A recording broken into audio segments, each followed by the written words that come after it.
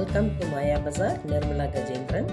இன்றைக்கு நாம் பார்க்கும் ரெசிபி கம்பு அடை.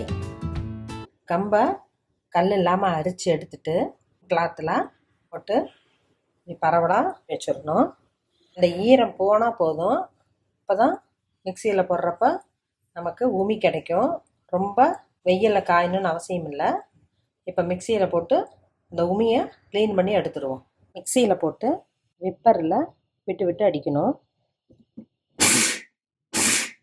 கம்பு உடையாது, அதே சமயம் தவிடு இருக்கும். இதை க்ளீன் பண்ணி எடுத்துருவோம். க்ளீன் பண்ணுனா கம்பை வறுத்து மில்லில் அரைச்ச மாவு, கம்பு மாவு இந்த கப்பில் 2 போடுறேன். 50 கிராம் கப்பு. அரிசி மாவு அதே கப்பில் அரை பாகம் போட்டிருக்கேன். பொடியாக நறுக்கி வச்ச சின்ன வெங்காயம் 7, பச்சை மிளகாய் 1, பொடியாக நறுக்கிய கருவேப்பிலை, கொத்தமல்லி இலை, தூளுப்பு தேவையான அளவு.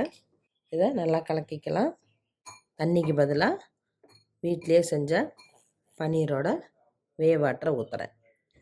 பன்னீர் செஞ்ச வெட்டி அந்த வேவாட்டரை நாம் யூஸ் பண்ணிக்கணும். அதெல்லாம் சத்து நிறையா இருக்குது. கொஞ்சம் சாஃப்டாகவும் பிணைஞ்சிக்கணும், இல்லாட்டி ரொம்ப ட்ரையாக இருக்கும் அடை. இந்த அளவுக்கு சாஃப்டாக இருக்கணும். பச்சை மிளகாயை குறைச்சிக்கிட்டு பெப்பர் பவுடர் 1/4 டீஸ்பூன் போட்டுக்கலாம். 1 டீஸ்பூன் நெய் விடுறேன். துருவிய தேங்காய் 2 டேபிள் ஸ்பூன் போடுறேன். இது போட்டால் டேஸ்ட்டும் கொடுக்கும், அடை கொஞ்சம் சாஃப்ட்னஸும் கொடுக்கும். தோசைக்கல் வச்சுருக்கேன். கொஞ்சம் எண்ணெய் அப்ளை பண்ணிக்கலாம். உள்ளங்கையில் எண்ணெய் தொட்டு லேசாக தட்டிக்கலாம். வாழை இலையோ பட்டர் பேப்பரோ வச்சு லேசாக தட்டிக்கலாம். ரொம்பவும் தின்னா தட்டக்கூடாது. கொஞ்சம் மொத்தமாக இருந்தால் தான் மென்று சாப்பிட நல்லாயிருக்கும். கடலை எண்ணெய் ஊற்றிக்கலாம். தோசையை விட கொஞ்சம் அதிகமாக தான் ஊற்ற வேண்டி வரும். அப்போ தான் உள்ள மாவு வேகும். மீடியம் ஃப்ளேமில் வேகட்டும்.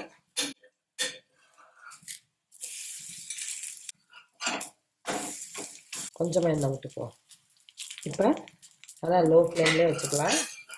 கருகிரும். வேகட்டும். இப்படி கொஞ்சம் ப்ரெஸ் பண்ணி வேக வச்சோம்னா உள்ளே நல்லா வெந்துடும். நல்லா வெந்துருச்சு, எடுத்துருவோம்.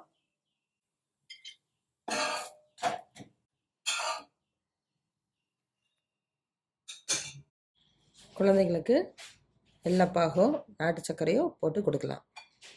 கருப்பட்டியோடு சாப்பிட்றப்ப இன்னும் டேஸ்ட்டு கூடுதலாக இருக்கும். கம்பு அடை ரெடி ஆயிடுச்சு.